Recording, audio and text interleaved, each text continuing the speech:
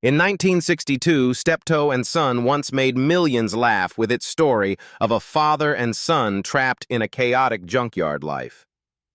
But decades later, most of the cast are gone. Some didn't even reach old age. Looking back now, the truth behind their final years is far darker than anyone expected. Harry H. Corbett as Harold Steptoe.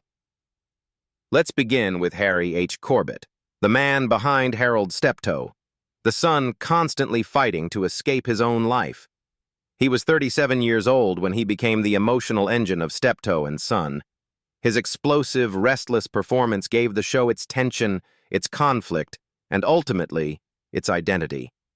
Corbett's life came to a sudden and tragic end on March 21, 1982, when he died of a heart attack at just 57 years old in Hastings, Sussex. Years of heavy smoking, at one point up to 60 cigarettes a day, had taken a devastating toll on his body. He was laid to rest at St. Michael's Church in Penhurst, East Sussex, where a Shakespeare quote marks his grave, a poetic farewell to a man who spent his life caught between art and frustration. Because long before Harold Steptoe, Corbett was considered a serious actor. Some even compared him to Marlon Brando. But that success came at a cost. The role that made him famous also trapped him, leaving him unable to return fully to the kind of meaningful theater work he truly loved. Behind the scenes, the situation was even worse. His relationship with co-star Wilfrid Brambell became notoriously strained, with reports suggesting the two barely spoke off-camera, creating a tension that quietly poisoned years of collaboration. And the pressure never really eased. 2 marriages, constant stress, and a growing dependence on cigarettes pushed his health to the edge. Even after his first heart attack in 1979, he returned to work almost immediately, unable or unwilling to slow down. He continued acting in projects like Carry On Screaming and Jabberwocky, determined to prove he was more than Harold. But the damage had already been done. By the time of his passing, with an estimated net worth of around $600,000, Corbett left behind not just a career, but a lingering sense of what might have been. Wilfrid Brambell as Albert Steptoe. Next, we arrive at Wilfrid Brambell, who brought Albert Steptoe, the filthy, stubborn scrap dealer, to life. He was 50 years old when he became the moral and comedic backbone of Steptoe and Son. His portrayal didn't just define the series, it cemented his place as one of the most unforgettable figures in British television. Sadly, he passed away on January 18, 1985, at the age of 72 in Westminster, London, after battling cancer. His funeral was hauntingly small. Just 6 people stood there as his body was cremated. Today, his legacy lives on through Steptoe and Son and films like A Hard Day's Night, where he shocked audiences again by playing Paul McCartney's mischievous, clean grandfather. But behind that iconic, dirty old man was a life filled with secrecy, scandal, and deep loneliness. In an era when homosexuality was criminalized in Britain, Brambell lived under constant pressure to hide who he truly was. In the same period his career exploded, he was arrested in a public restroom scandal, a moment that could have destroyed everything overnight. Though he escaped conviction, the fear never left him. At the same time, his marriage collapsed in humiliation when his wife had a child with another man, leaving him emotionally shattered. And the success that made him famous also trapped him. After Steptoe and Son, he struggled to escape the shadow of Albert, rarely finding roles that allowed him to show his true range, despite earlier stage acclaim in productions like The Canterbury Tales. As the years passed, alcohol began to take hold, and the once polished, articulate actor retreated into isolation. By the time he died, his estimated fortune, around $1 million, felt almost irrelevant compared to the painful reality of a man who had made millions laugh. George A. Cooper as Uncle Arthur. Turning to George A. Cooper, he appeared as Uncle Arthur, a strict, no-nonsense relative tied to the working-class family circle around the Steptoes. He was 40 years old when he stepped into this role, bringing a rigid, authority-driven presence that reinforced the tension within family interactions. That role aligned perfectly with the type of characters he would continue playing throughout his career. He passed away on November 16, 2018, at the age of 93. He died peacefully after a long life. His estate was estimated at around $1.5 million, built from decades of steady television work, and he left behind a career that spanned more than 50 years across stage and screen. His early life directly shaped his acting style. Born in 1925 in Leeds during the post-war economic struggles, he initially trained as an electrical engineer before being sent to serve in the Royal Artillery during World War II. That experience mattered. While stationed in India, he performed with military theater groups, often playing authority figures. When he returned to civilian life, he joined Joan Littlewood's theater workshop, where actors were pushed to perform raw, working-class roles. Between 1953 and 1955, he regularly played antagonistic characters on stage, including roles opposite Harry H. Corbett, helping him create a natural tension he later carried into television. His television breakthrough came with Coronation Street, where he appeared between 1964 and 1971 as Willie Piggott, a shady businessman who operated on the edge of legality. That role gave him long-term visibility, appearing across multiple episodes over 7 years. Later, from 1985 to 1992, he secured another stable role in Grange Hill as Mr. Griffiths, staying for 7 seasons. Unlike many actors who peaked quickly, Cooper never became a leading star, but he became something else, a face that audiences trusted to deliver tension every time he appeared. Frank Thornton as Batman. We have Frank Thornton, who appeared as Batman, a yard worker involved in the daily operations of the Steptoe scrap business. He was 41 years old when he took part in this role, contributing to the working-class environment surrounding Albert and Harold.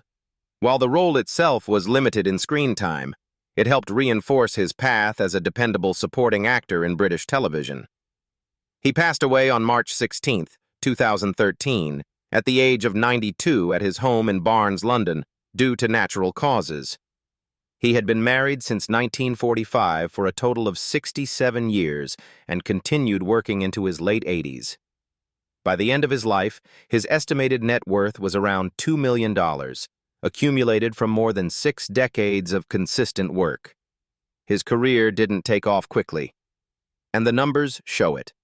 From his first credited film in 1954 to his breakthrough in 1972, that's an 18-year gap where he appeared in dozens of small roles but never led a project.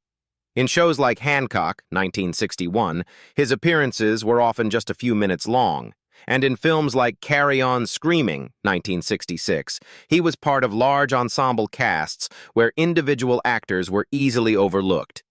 During that period, British television was producing hundreds of episodes per year, yet only a small group of actors secured recurring recognition. He wasn't one of them yet. Everything changed in 1972 with Are You Being Served?, a series that ran for 69 episodes over 13 years and regularly attracted audiences in the millions. That role gave him financial stability and national recognition for the first time. Then, in 1984, at age 63, he reached a different level with Me and My Girl, earning an Olivier Award nomination, a major shift from supporting television roles to critically recognized stage performance. By 1997, at 76, he joined Last of the Summer Wine, staying for more than a decade. From 18 years of obscurity to over 25 years of sustained success, his career didn't explode, it stretched, and that's exactly why it lasted. Joan Whitfield as Madge. Now we come to Joan Whitfield, appearing as Madge, a female figure who enters the Steptoe world and briefly disrupts the harsh father-son dynamic by introducing social interaction and emotional contrast. She was 39 years old at that time, and her role functioned as a narrative counterweight, softening scenes that were otherwise dominated by conflict and tension.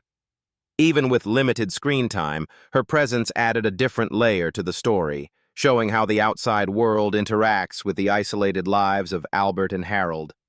She passed away on December 29, 2018, at the age of 93 in London, after a period of declining health linked to old age.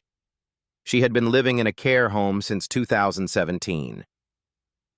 Her funeral took place on January 18, 2019, in West Sussex, attended by colleagues and friends who had worked with her across decades. By then, her estimated net worth had reached around $5 million, built through a career lasting more than 70 years. Her early career in radio was brutally competitive, and the numbers reflect that pressure. In the 1950s, BBC radio comedy shows like Take It From Here were broadcast weekly, and scripts were rewritten constantly. Actors had only days to memorize new material, and replacements were common if timing slipped. She held her position there for years, which meant consistently outperforming others in a system where dozens of performers were competing for limited airtime. When she moved into television in the 1960s, the structure was even tighter. In many sitcoms of that era, the main cast was often built around 2 to 3 male leads, while female roles were limited and rotated. Instead of competing for those few lead positions, she focused on consistency, and the timeline proves it worked. It took nearly 30 years from her early radio days to reach wide recognition with Terry and June, 1979 to 1987, a show that ran for 65 episodes. Then, more than a decade later, Absolutely Fabulous, 1992 to 2012, brought her back into mainstream attention, even when she was already in her 70s. In 2004, she was awarded a DBE after over 7 decades in the industry. From early radio in the 1950s to major recognition in the 1990s and 2000s, that's a career spanning more than 50 years before reaching its widest audience. Mollie Sugden as Auntie Minnie. Then there's Mollie Sugden, who appeared as Auntie Minnie, an older female relative who brought loud, intrusive energy into the Steptoe household. She was 43 years old at that time, and her role added disruption to the already unstable family dynamic, often pushing scenes into more chaotic and comedic territory. That type of exaggerated, attention-grabbing personality would later define her entire career. She passed away on July 1, 2009, at the age of 86, at the Royal Surrey County Hospital in Guildford, after suffering heart failure following a long period of illness. She was later cremated at Golders Green Crematorium, and her ashes were scattered in the Rose Garden according to her wishes. At the time of her death, her estimated net worth was around $2.5 million. Her early career was far from easy, and the numbers explain why. After graduating from the Guildhall School of Music and Drama, she spent 8 years in repertory theater without a major breakthrough. In the early 1960s, television favored conventionally attractive actresses, and she did not fit that mold. Instead of leading roles, she was placed in supporting parts like Hugh and I, 1962 to 1967, where she appeared regularly but without major recognition. For nearly a decade, she remained in that position, visible, but not yet famous. Everything changed in 1972 when she was cast as Mrs. Slocum in Are You Being Served?, a role she played for 13 years until 1985. That character became instantly recognizable. Her constantly changing hair color became a weekly feature, at one point requiring wigs after repeated bleaching damaged her hair. The show ran for 69 episodes and reached millions of viewers, turning her into an international name in her 50s. She later continued in That's My Boy, 1981 to 1986, proving her success wasn't tied to a single role. She didn't break through early, she didn't follow industry standards. She waited nearly 20 years, then built a career that audiences couldn't ignore. Leonard Rossiter as Johnny Spooner. Next is Leonard Rossiter, who appeared as Johnny Spooner, a visitor figure brought into the Steptoe world to sharpen the pressure around Albert and Harold. He was 38 years old when he appeared in that role, and what he added to the episode helped push the story into a more uneasy, confrontational direction. It fit the exact screen identity that would shape the rest of his career. Rossiter died on October 5, 1984, at the age of 57 at the Lyric Theatre in London. The cause was hypertrophic cardiomyopathy, and the shock was brutal because he collapsed while waiting to go on stage for Loot. A memorial service was later held on November 15, 1984, at St. Paul's Covent Garden. By the time he died, his estimated net worth was around $1 million. What hit him first was not fame, but loss. In 1941, when Rossiter was just 14, his father was killed in the Liverpool Blitz, and that single event changed the direction of his life. He had wanted to study modern languages at university and become a teacher, but instead, he had to help support his mother. After national service, he spent 6 years working as an insurance clerk, then made a late start as a professional actor at 27. Even then, the pace was brutal. In his first 19 months in repertory theater, he played around 75 roles. That number matters, because it explains how he became frighteningly sharp on stage and camera. The real breakthrough came in 2 waves. Rising Damp ran from 1974 to 1978 and turned him into a major ITV comedy star through Rupert Rigsby, a role so successful he later played it on stage, on television, and in film. Then the fall and rise of Reginald Perrin from 1976 to 1979 pushed him even further, making him one of the defining comedy faces of British television. But that success had a nasty twist. His perfectionism was notorious. Colleagues often found him exhausting, and after his death, it emerged that he had hidden a 5-year affair with broadcaster Sue McGregor from his wife. So the man viewers loved for comic control was, in real life, carrying grief, pressure, and private damage almost to the very end. Yootha Joyce as Avis. We have Yootha Joyce, who appeared as Avis. A woman dropped into the Steptoe story to stir up tension and give the men someone from the outside to react to. She was 36 years old when she took on that part, and the role worked because she could bring both comedy and discomfort into the same scene. It did not make her a star straight away, but it pointed clearly toward the type of sharp, disruptive women she would later play so brilliantly. Joyce died on August 24, 1980. Just 4 days after her 53rd birthday in Westminster, London. The cause was liver failure, with the inquest recording portal cirrhosis of the liver. She was cremated on September 3, 1980, at Golders Green Crematorium, and her ashes were scattered on the crocus lawn there. The details were devastating. The pathologist said her liver was twice its normal size, and her heart and lungs had also been damaged by drink.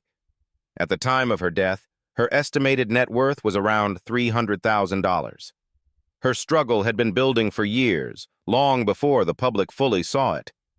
She trained at RADA from 1944, but even there she was told she had little to offer, a remark that could have broken someone less stubborn.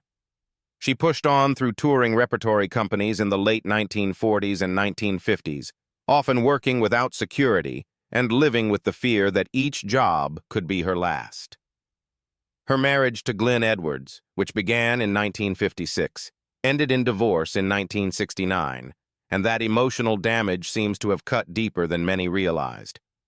By the time she began getting stronger television work in the 1960s, in films like The Pumpkin Eater and genre work like Fanatic, she had already spent nearly 2 decades fighting to stay employed.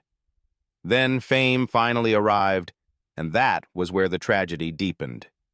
Man About the House made her a major television name in 1973, and George and Mildred kept her in millions of homes from 1976 to 1979. But the inquest later heard she had been drinking up to half a bottle of brandy a day for 10 years, and recently even more. Friends and biographers linked that spiral to loneliness, failed relationships, fear of being trapped forever as Mildred Roper, and the pressure of success arriving so late. Her final film, George and Mildred in 1980, should have been a victory lap. Instead, it became the last chapter of a career that peaked in public just as her body was collapsing in private. Colin Gordon as Mr. Greenwood. Next comes Colin Gordon, who appeared as Mr. Greenwood, a strict employer figure who represented authority from outside the Steptoe household. He was 51 years old when he appeared in that role, and his presence added a rigid, controlling force that pushed Harold into uncomfortable, pressured situations. That performance aligned perfectly with the type of characters he became known for in Hollywood. He died on October 4th, 1972, at the age of 61 in Haslemere, Surrey, after falling ill while working in South Africa. His death came suddenly enough to halt several ongoing stage commitments. He was buried alongside his wife at St. Andrew's Church in Diddling, West Sussex. At the time of his death, his estimated net worth was around $400,000. His path into acting was not immediate success, but steady accumulation. Born in 1911 in British Ceylon, he was educated at Marlborough College and later at Christ Church, Oxford, a background that shaped the refined intellectual tone he brought to his roles. His professional debut in 1934 was unusually modest, playing the hind legs of a horse in Toad of Toad Hall in London's West End. But what followed was relentless work. Between 1936 and 1939, he directed the Fred Melville Repertory Company, and after serving 6 years in the Army during World War II, he returned to theater with stronger authority, taking on both acting and directing responsibilities in regional companies. His television and film career built on a very specific identity. From the late 1950s onward, he became known for playing bureaucrats, bank managers, and military figures, roles that required control rather than emotion. In The Prisoner, 1967, he appeared twice as number 2, a character defined by quiet menace and psychological pressure, which made him stand out in a series built on tension. In Doctor Who, he delivered similarly composed performances that relied on voice precision and timing rather than physical action. His career did not explode. It tightened, sharpened, and became more exact with time, until it ended far earlier than expected. Anthony Sharp as Vicar. Now we continue with Anthony Sharp, who appeared as the Vicar, a local priest who stepped into the Steptoe world to represent moral authority and social expectations. He was 55 years old when he appeared in that role, and his character added a layer of judgment and formality that forced the main characters to confront their behavior from a moral standpoint. That role matched the type of figures he portrayed throughout his career. He died on July 23, 1984, at the age of 69 in London, from natural causes. At the time of his death, he was still actively performing on stage in the West End production of Number 1, showing he had never stepped away from work. His estimated net worth was around $500,000, built across decades of theater, television, and film work. His career was built on discipline and range rather than sudden fame. After training at LAMDA, he made his stage debut in 1938 and then spent 6 years serving during World War II across North Africa, Italy, and Austria. When the war ended, he did not return quietly. He worked in Army broadcasting in Naples and Rome, handling announcing, script writing, and production. By the 1950s, he had established himself in the West End, not just as an actor, but also as a writer and director. His adaptation of Nightmare Abbey in 1952 became a notable success, running at the Westminster Theatre and earning strong critical praise. On screen, he became known for playing ministers, aristocrats, and officials. In A Clockwork Orange, 1971, he played the Minister of the Interior, a government authority figure directly involved in controlling Alex's fate, placing him at the center of the film's political tension. He reunited with Stanley Kubrick again in Barry Lyndon, 1975, as Lord Hallam, continuing that pattern of high-status roles. Later, in Never Say Never Again, 1983, he appeared as Foreign Secretary Lord Ambrose, again representing institutional power at the highest level. He never chased stardom. Instead, he built a career on authority, structure, and consistency, working almost until the very last days of his life. Norman Bird as bank manager. Finally, there is Norman Bird, who appeared as the bank manager, a financial authority figure responsible for controlling money and enforcing rules outside the Steptoe household. He was 46 years old at the time, and his role brought a grounded, realistic pressure into the story. That role reflected exactly the kind of men he portrayed throughout his career. He died on April 22, 2005, at the age of 80. He passed away peacefully in England, though the exact cause of death was not widely publicized. He spent his later years living quietly in Bridgnorth, Shropshire, close to his family. At the time of his death, his estimated net worth was around $800,000, built from a long, steady acting career rather than sudden fame.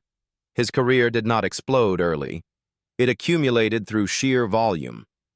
After leaving school at 16, he trained at RADA and made his West End debut in 1951. His first film role came shortly after in An Inspector Calls, 1954, but what stands out is the scale of his work. Nearly 50 film appearances across the 1950s and 1960s. In The Angry Silence, 1960, and Victim, 1961, he played working-class and institutional roles that grounded larger stories in reality, often standing alongside major stars like Laurence Olivier. He was not the lead, but he was the man who made scenes believable. Television is where his consistency became undeniable. He appeared in over 200 television productions, a number that very few actors ever reach. Roles like Mr. Braithwaite in Worzel Gummidge and Mr. Arad in Fawlty Towers showed how easily he could shift between drama and comedy while maintaining the same level of control. Even late in his career, he continued working in films like Shadowlands, 1993, proving his longevity. Away from the screen, his life remained deliberately simple. Married since 1953, raising 2 daughters, and later living close to 5 grandchildren. He built one of the most consistent working careers in British television, appearing again and again until his face became quietly familiar to millions. In the end, Steptoe and Son was never just a comedy. It was a moment in time carried by people whose lives moved far beyond the screen, and for many of them, that journey has already come to an end. What remains now isn't just the characters, but the stories behind them. Which story stayed with you the most? And which transformation did you never expect? Share your thoughts below, and if you want more deep stories like this, don't forget to like, subscribe, and stay with us for the next one.